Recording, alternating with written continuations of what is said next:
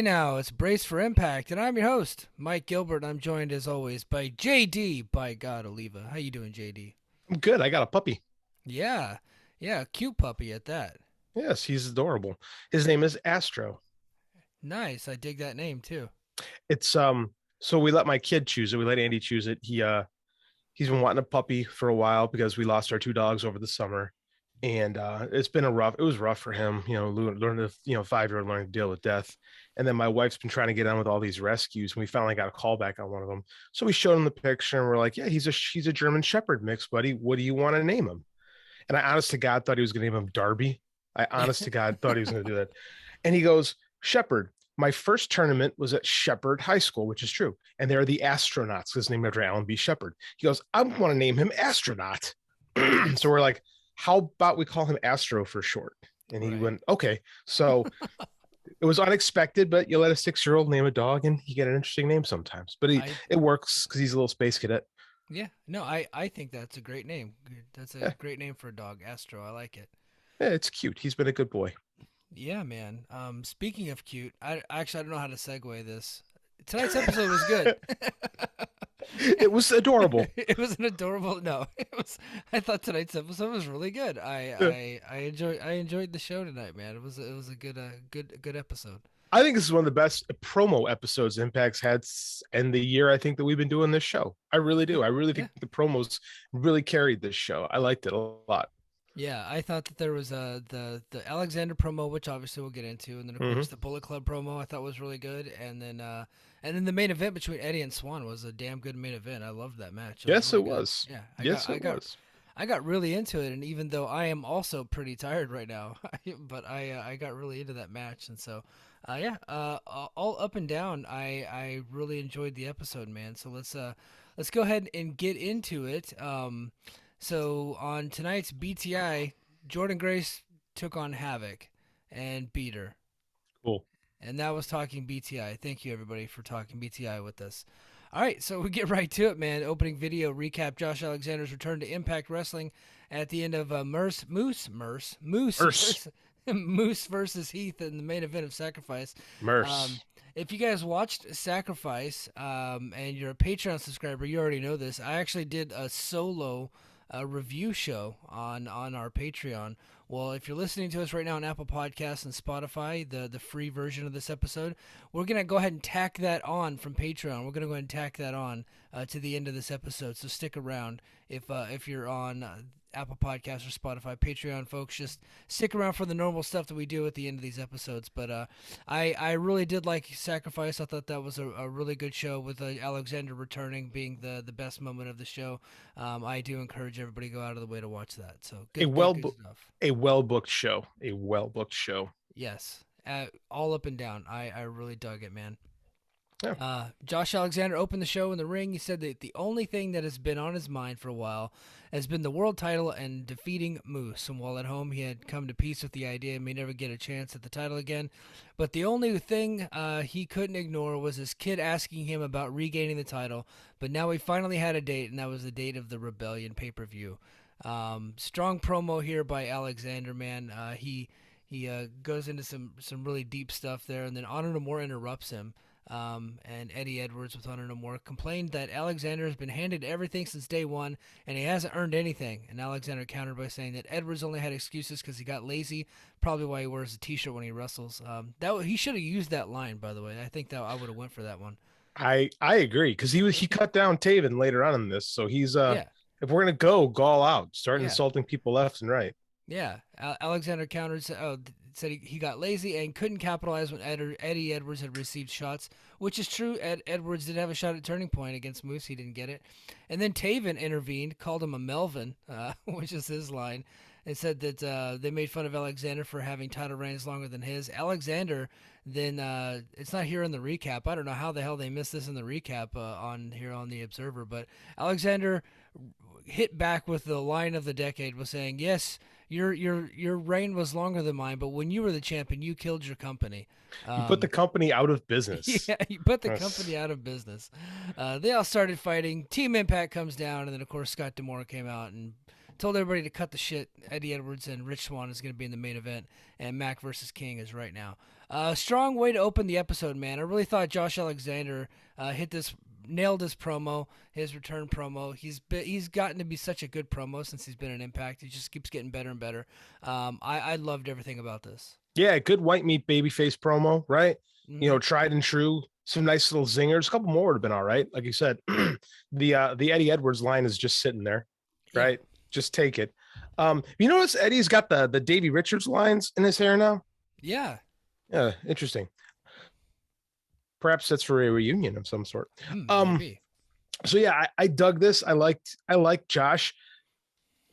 There's a lot of Scott stuff that I'm intrigued with. I continue to be intrigued with the Scott D'Amore character, and that always kind of keeps me guessing. Right. Yeah. This felt very much like a late 90s Raw where they come in with no plan and we're gonna have this, you're gonna be the main event, and you're gonna be this match right now, and you're gonna do this later. It's like, what did you plan on before the show? Right. Yeah. Did you just now start booking the episode? Like, I know that's how it is in WWE. Like, I know they just show up for work and they're like, okay, what are we doing tonight? I don't know. Like, right. But it I don't know, it was fine. I like the chaotic energy of it all. It was fun. It was a real fun intro. I think that chaotic energy, that's a good term, because I felt Thank you. like that was missing from Impact for most of last year. I agree with you. It was really, they were making matches with people just bumping into each other backstage, kind of lazy style booking. But this one, everything's kind of intertwined and it's chaos. So you never, even though it's not live, it's like if you don't really watch or pay attention to the spoilers, you never really know what's going to happen next. And I feel like they got kind of a chaotic energy to the episode, and it's become more fun this year in 2022, thanks in large part to the Honor No More faction, and then of course now the Bullet Club's in. So Yeah. Good stuff. Yeah. I took the words out of my mouth, man. I agree 100%. Willie Mack defeated Kenny King. This match was okay. It was I would say pretty solid match.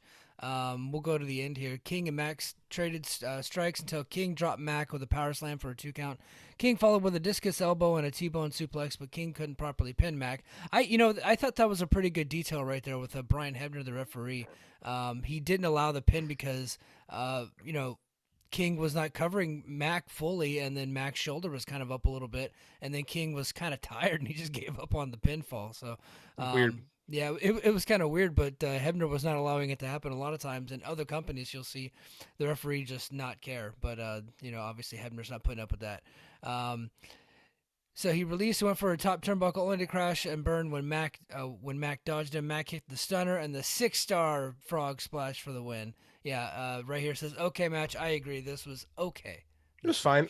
I kind of wish Kenny King had won.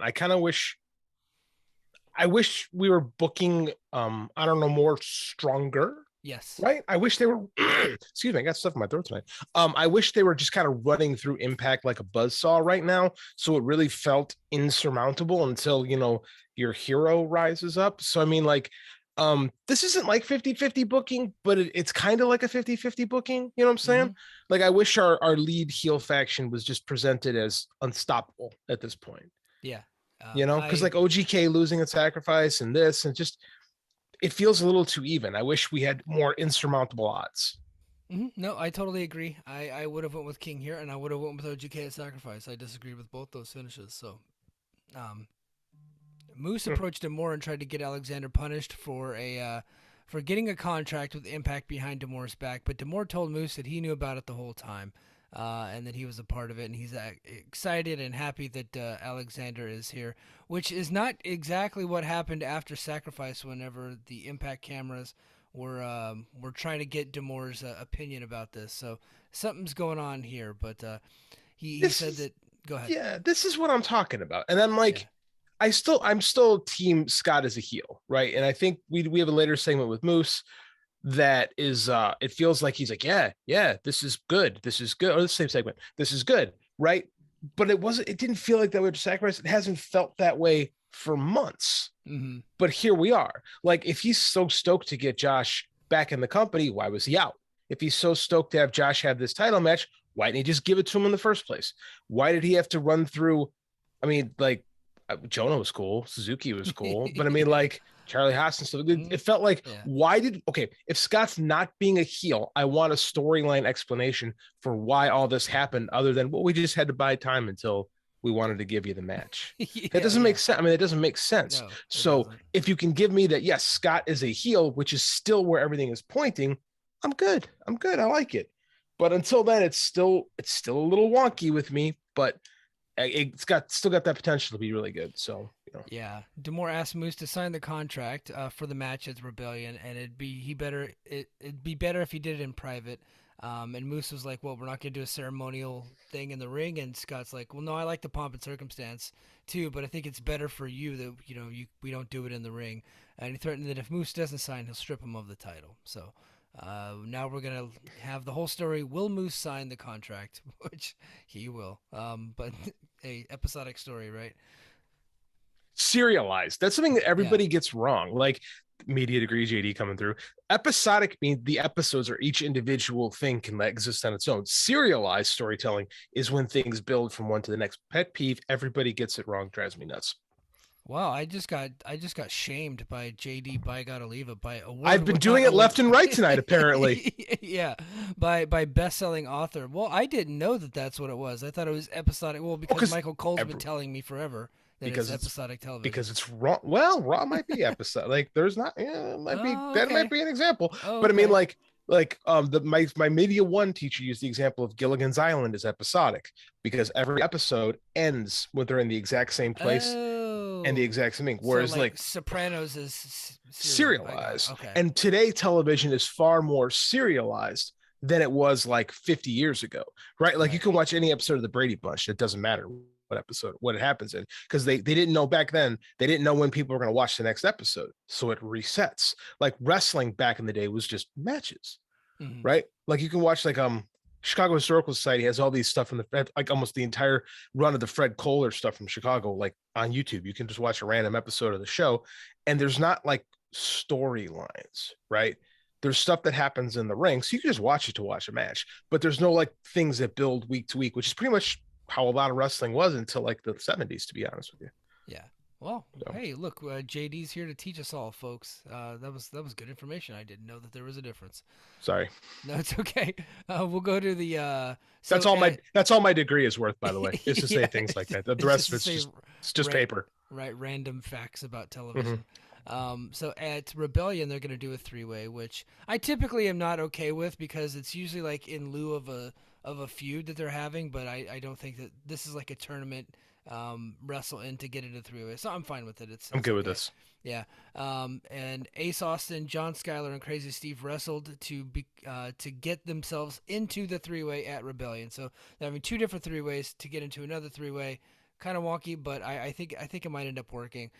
Ace Austin gets the victory here.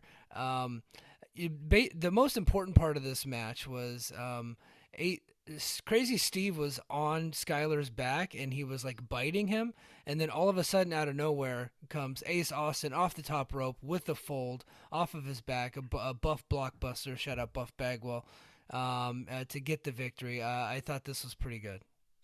You know what I noticed in this match stuck out to me is Crazy Steve's a lot bigger than I realized. I noticed, yeah, Did you notice it too? Is I don't yeah. know if he's gotten bigger or if Ace Austin is just like I don't want to use the term small, but he's just a smaller dude than I realized. Like I've seen him live, and I've always been like, yeah, Ace Austin's a pretty small guy. But I didn't realize how thick Crazy Steve was until I saw him next to Ace Austin. And maybe that's a new thing I just haven't noticed before, but I thought it was noticeable tonight. Maybe he's training with the Swingman. Got the 10 cc's of Decador 10 ball seats of and Diana Ball right Diana left, ball, right, baby. right here. Yeah, yeah, yeah. But no, he did look thick, and I thought that Crazy Steve was good in this match. By So the did way, I thought he looked good. I don't think he gets enough credit for actually how good he is, but No, I he, agree. he is pretty good. Jim Miller interviewed Bhupinder Gujar about what he was going for, which that doesn't make any sense. She said, out of all the things you've done so far, what would you like to do next? And he goes, well, I've won 2 matches against Skyler. I was like, yeah, he hasn't done much, lady. What are we talking about? He was honest. It was like the strangest pretext for an interview I've ever heard. It's Yeah. like, what do you want to do? I don't know, like Yeah. something.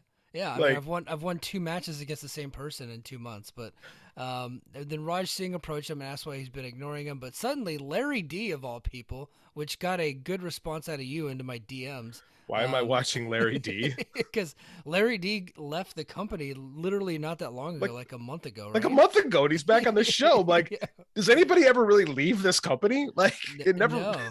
And you DM me, you're like, why is Larry D here? And I go, well, I mean, I think he's from Kentucky. So, and he didn't have anything else to do, so they just booked him. So, Well, it's just weird to me because like Larry D left, right? And we have people on the roster that could be doing this stuff. Like I could be watching Zicky Dice doing this and getting beat up, which is always fun. yeah. But the guy that made this thing about, oh, I'm leaving Impact. It's like, are you? I'm watching the show. You're not. Like, you look like you're here to me. Yeah, And then it maybe looked like they were gonna make out at the end of this. Like him and Guja. Gujar, I can never pronounce his name. Yeah, They Guja. like got head to head, and I honest to God thought they were gonna kiss for a second. It was really uncomfortable. Mike, you're an adult male. I Yeah. assume you've had your fair share of fisticuffs. Yeah. Have you ever pressed forehead to forehead with another man and like twisted back and forth before actually fighting them? No, no, that never happened. Me No. neither. It was Yeah. weird. It was very Yeah. uncomfortable. Yeah, yeah, it was. It might have been more interesting if they kissed, but I would have been more entertained at that moment, to be honest with you. But yeah, yeah, yeah. But looks like we're gonna get Guja versus Larry D coming up soon. Violent by Design cut a promo about winning the titles and having taken the power and control from the Good Brothers, claiming the only reason they had the titles was because they watched their back and picking their shot to take the titles. That whole deal had been by design, which they said over and over again. So, good little promo here. Eric Young controlling his narrative. Yeah, it's the CYN portion of Impact. I I am convinced. I am now convinced the Eric Young character is basically him picking on EC the way EC3 always talks. Yeah, it's just hazing EC3. That's what I feel like this whole Yeah. thing is. Is like this is just a control your narrative gag, which I think control your narrative is a gag. So it kind of works. The whole thing is a joke, so make fun of it every chance you get. Which we will do later on Patreon. By the way. Cannot wait. Cannot wait. I have a note. Something happened to them by another company that we like to make fun of. So this is going to be great. I'm really interested. I got another thing too for control your narrative that I'm going to talk about too. Nice. I love it. People are mad about control your narrative's existence, and I think it's great. I think we have to have control your narrative because we need more funny shit to talk about. Yes. Yeah. Yes, there needs to be more bad so we can appreciate the good. Yes, absolutely. Tasha Steele, Savannah Evans, and the Influence. They took on. They're in the. What the hell was this? With Caleb. Yeah, they took tag. on. Sorry. So in the Observer, whenever they're talking about the match, they will put it in bold, right? Like the competitors, it'll say so and so defeated so and so. Like that's the next segment, right? Well, in this one, they have one team in bold, and then below that, the next team is in just regular font. So it screwed me all up, and it doesn't say defeated, but. Get your shit together, Garza. Yeah, what are you doing, Garza? You're screwing me all up. But Mickey James, Chelsea Green, and the Inspiration defeated Tasha Steele, Savannah Evans, and the Influence. Actually, yes, that's exactly what happened. Okay. Match had a heated start when Lee and McKay rushed Dashwood, but the latter was able to bring the match to the corner and cut off McKay when Evans took the tag. McKay managed to tag in Lee for some double team work on Evans, but the Influence were there to trip Lee and cut her off. They had some quick tags from the heels. James cleared everyone from the ring, but Steele's got her with a cutter. The same way she lost the title at Sacrifice. When James tried to tag in Green, Caleb pulled her off the ring, only to get a low blow in return. Oh, so the whole deal of this match, by the way, I forgot to mention, was that Green was dressed exactly like Mickey James. So she's kind of doing the whole stalkerish thing of Mickey, so that's where this whole thing is going. Which is a callback. Which is a Yes. callback to Mickey James being Trish Stratus's stalker, right? Yes. Right. Yes. I actually thought she was fully committing to the Cowboy Bob Orton thing with this cast that's not going anywhere. Yeah. I was Yeah. like, oh, she's going for it. She's a cow. Oh no, she's Mickey. Okay. Yeah. Back in the ring, James hit the Mick DT on Steels for the win, pinning the champion. So yeah, there was a lot going on here. There's like 4 different stories happening at once. It was kind of a cluster, but James got the victory here. What'd you think? It's fine. It's whatever. Do you remember the McDLT from McDonald's? I do. Yeah. That's every time I hear the McDT, my brain immediately goes back to the sandwich that McDonald's had for like a year in the late 80s that for some reason I can't seem to get out of my mind because my brain is full of useless factoids. Yeah. That's it. You That's what I think of this match. so you've had a week full of things that have pissed you off. Would that be accurate? Kinda. Okay. So Kinda. I'm gonna piss you off right now. Oh, lay Okay. it on me. I mean, So it's why not again? yeah, why not again? So we have this move coming up to Hawaii, and we're negotiating with the housing office there on the Okay. base, Okay. and right now they want to offer us a 1,900 square foot house, 3 bedroom, 2.5 bath, right? For it's just us and our daughter. That's pretty good, Yeah. but there's no yard. What do you mean, no yard? It's a townhome, kind of a condo style Oh, townhome. No okay. yard. Okay. We got a dog. So now we Ooh. have to complain about them giving us a 1,900 square foot house for free that we just get to live in Hawaii. So I just wanted to like I keep getting emails from the housing lady. So I'm sorry for looking at my phone so much, but That's fine. I keep looking at my dog to see what he's chewing on. yeah, yeah, That doesn't piss me off. It makes me entertains me because you're gonna have to walk that thing. yeah. Like you're gonna like I have And to do it it's because I got a puppy. You're gonna have to get up at like 2 in the morning and go walk your dog on the yeah. beach or whatever. So I'm not gonna feel sorry for you, but Yeah, our dog thankfully is crate trained, so like she sleeps in her crate overnight and doesn't hardly ever have to go to the bathroom overnight. So my that's fine. my 3 month old dog who comes from a foster that did a great job with him, to be honest with you, but apparently he believes he needs to sleep in bed with us even though we've Mm. had him for 5 days. Like he was hanging out with my wife and I said, come on, time to go to bed, and he looked at me like, screw that, I stay here. Yeah, And I'm like, are you kidding me? You've been here for 2 days, you think you own the place already? yeah. Well, that's the way dogs are, man. Freeloader. They love to cuddle. They do. Um, I so next we get a promo from Jonah that he cut about defeating PCO, and he said PCO was supposed to be a monster, and instead he didn't believe in monsters, but monsters believed in him, and that he broke PCO's neck and showed the world that PCO is human after all. I freaking loved this promo. I love Jonah. I think he's incredible. I love everything that he's doing, man. I am excited about everything that he's got going on. Is PCO legit injured? I forget. No, I no, just making yeah, sure. no, I know no, no. This whole thing was a thing to get him away from Honor No More. So yeah, yeah. And works for me. I have a theory as to I have multiple theories as to why that is that we'll get into later. But it looks like he's a baby face. He's away from Honor No More, He's PCO. and he's PCO. Yeah, he was full blown baby face in that match with Jonah too. By the way, and the way that they left it with him being too tough for his own good, that was full blown baby face. So Mm.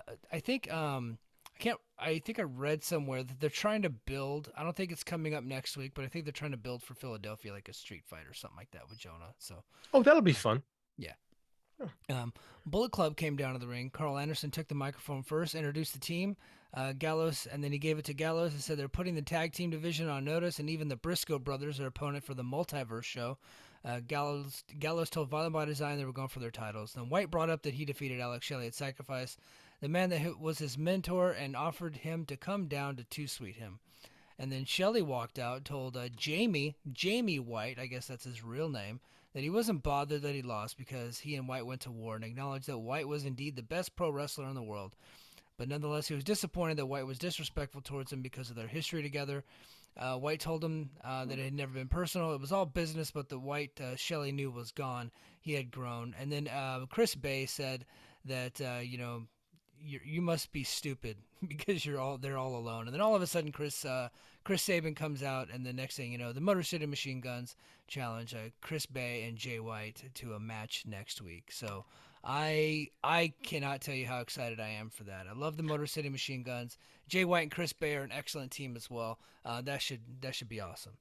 I thought Alex Shelley absolutely killed this promo. Oh my God, he I was thought he was incredible. like this was in a week where we've had really good promos, right? There's been really good promos in Oh yeah. wrestling this week. I thought Alex Shelley's was right up there, man. I was Hmm. just like, this is awesome. Like he made this line, goes, you go to AEW, the company started by the Young Bucks. Yeah, my fingerprints are on them too. And I'm like, yes, Yeah, yes, they are, my friend. You are 100% correct. he's absolutely correct. Yeah. The Motor City Machine Guns, one of the most influential tag teams of the last decade, or Yeah. no, last Well, generation, I should say. and then when Okada came to TNA, Shelley was the one that looked after him, Mm-hmm. and helped him along the way. And Okada is very grateful to Shelley. So I thought that he made some very good points. I thought it was a really good interview, and I'm super excited for next week, man. Oh, it's going to be Um, awesome. I've been yeah. preaching for more Motor City Machine Guns forever. I'm glad he's back. Mhm. I just think the team at this point in their careers, I think the team is I think the sum is better than the parts. I really do. I do too.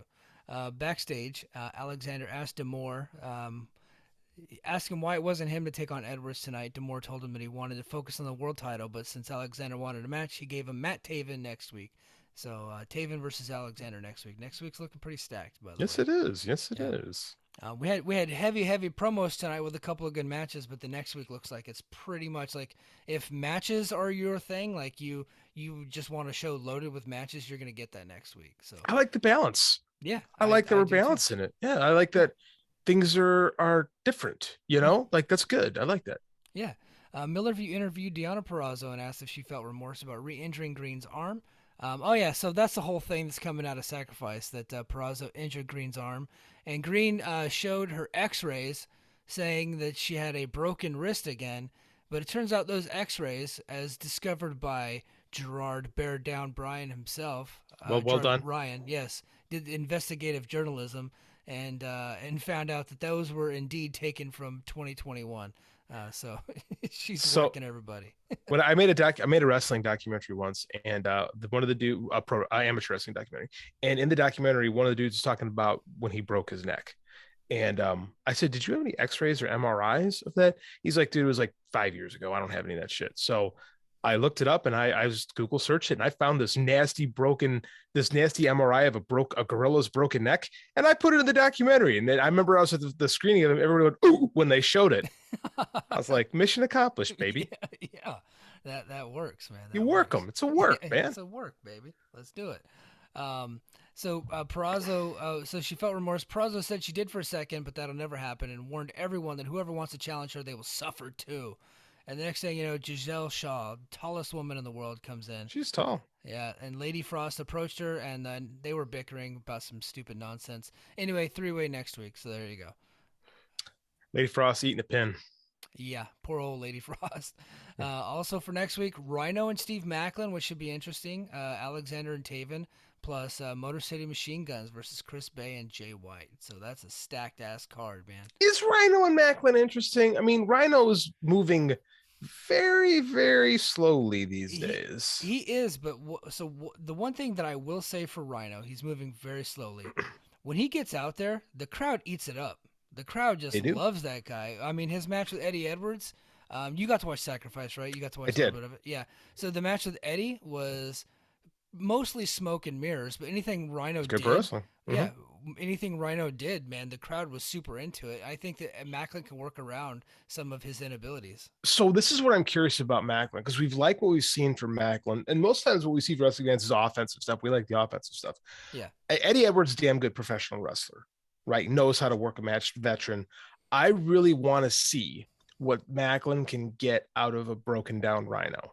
Yeah. Like, let's see what kind of a worker Steve Macklin really is. I think it's going to be an interesting test for him. I really do. Yeah, yeah, no, I really do too, and I'm looking forward to it. But you know, Macklin's my guy, so He's your guy. yeah. So next, we had a very good main event, man. They gave Eddie Edwards and Rich Swann a lot of time, and really good back and forth match. We'll go ahead and go here towards the end. So back in the ring, both men traded strikes with Swann getting the better of Edwards with a jumping clothesline and a kick combo, followed by a neckbreaker and a kick for a 2 count. Swann hit a standing Frankensteiner for another 2 count, but when he went for the Phoenix Splash, Edwards cut him off and hit the backpack stunner into the single leg Boston Crab.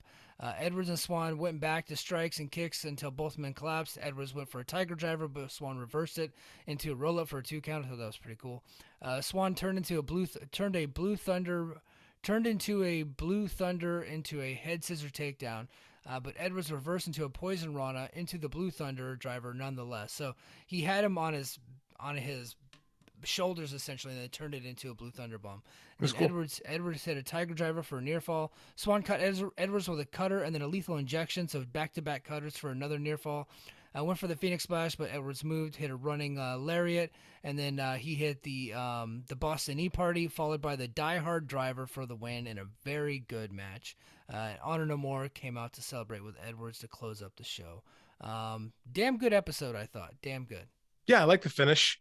Um, I don't know, everybody doing like the hands of the kendo stick was a little weird, but I did like I don't know more in there and Yeah. winning up the day. I like keeping Eddie strong. Rich Swan, great worker in there, man. I really like this match a lot. I thought it gave it a lot of time. I remember I was watching. They said, "Oh, our main event." I pressed pause and checked.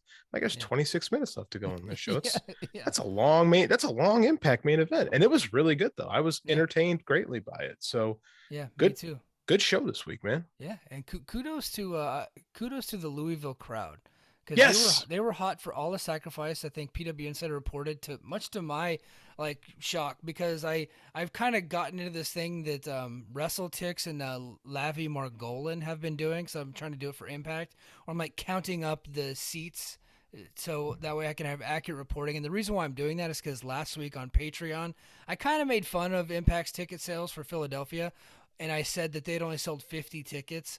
And then I went and counted, and they had sold actually 250 tickets. Still not good. So I've gone through and I've counted up tickets. Well, they didn't actually have that many reserved seats on sale, so they sold a ton of general admission tickets, which is good for Impact. So about 700 to 800 people there for Sacrifice. And I don't know how many people they had for the next night, but they stayed hot the whole night. So kudos to them. They're actually going back there, I think, in July August timeframe. So they should. I think that an engaged fan base is often when you're doing TV wrestling, especially an engaged fan base is more crucial than a just a big fan base because you see a lot of those WWE shows. Sometimes those crowds get you yeah, can have 10, 12,000 people in the crowd, but if there's not any engagement, what is it like? Look like a Dynamite last night. It was the smallest crowd they played for outside of Daly's place in a long time. Right? It was like 2,000 people in the building. yeah, But when Jeff Hardy came out, it was loud, yeah, you yeah, know? So yeah. engagement, that's what it's about. And these Louisville fans have been great. Yeah, Like it's I think good. It's I real think it good. should be a regular stop for Impact because they, Don't go back to Sam's place, Sam's Town, whatever that place is called. yeah, or if they do it like once a year, or I mean, move to the Strip if you're gonna go back to Vegas. Move to the Strip, but Those crowds were god awful there. yeah, yeah, they were. But yeah, this was a very good episode. So if you're listening to this on Apple Podcasts and Spotify, go ahead and stick around. You're gonna hear my solo review. I went solo on that ass and reviewing Sacrifice. I got up at like 5:30 in the morning to record that podcast. By the way, so everybody should appreciate 10 times more with the amount of coffee I had in my system to do I that. do. I Yeah. appreciate it. Yeah, and if you're on Patreon, stick around for a minute. We're gonna go ahead and kick into some news. So hold on just a sec. Hey, y'all, this is Double G from the Fight Game Media Network. I wanted to tell you about our new series of combat sports podcasts on our free and Patreon tiers. Let's talk about all the shows on our free Fight Game Media Network feed. We have The Wrap, hosted by Keela Cash, which covers the week in WWE. The Boom, hosted by James McDaniel and Kevin Eli on all things AEW wrestling. For MMA fans, we have In the Clinch, hosted by Paul Fontaine and Ryan Frederick. Boxing fans will love Pound for Pound, hosted by Carlos Toro and Robert Silva. Write That Down is our Japanese wrestling history show with Justin Nipper and the legendary Fumi Saito. And finally, our weekend show by John LaRocca called Take It Home. And now let's talk about our Patreon, the newly branded Fight Game Media Network Plus. We have our 1997 Raw review version of the Fight Game podcast, hosted by myself and John LaRocca. Paul Fontaine and Jeff Hawkins host the Dynamite Show, which goes up every Wednesday night after AEW Dynamite is done. On Fridays, we have two shows that drop. The first is the full version of Brace for Impact, hosted by Mike Gilbert and JD Oliva, all on Impact Wrestling. That is the full version, which is on the Patreon. They also have a free feed of their Impact Wrestling review portion of the show, and you can find that wherever podcasts are found, searching for Brace for Impact. And lastly, on the Patreon, the 5-star Joshi Show, hosted by Scott Edwards. My video show, Observe This, is on our YouTube channel, but you'll be able to hear the audio version of it on the Patreon. We also have pay-per-view recaps as well as monthly bonus content from every podcast in our free network tier. And lastly, a Q&A with Dave Meltzer. All of that is for $5 a month. You can find all the links of where to hear our shows in the description of this video. Support the Fight Game Media Network by subscribing to our free network and Brace for Impact feeds. And please, please, please rate us 5 stars. And please check out our Patreon as well. Thanks for watching.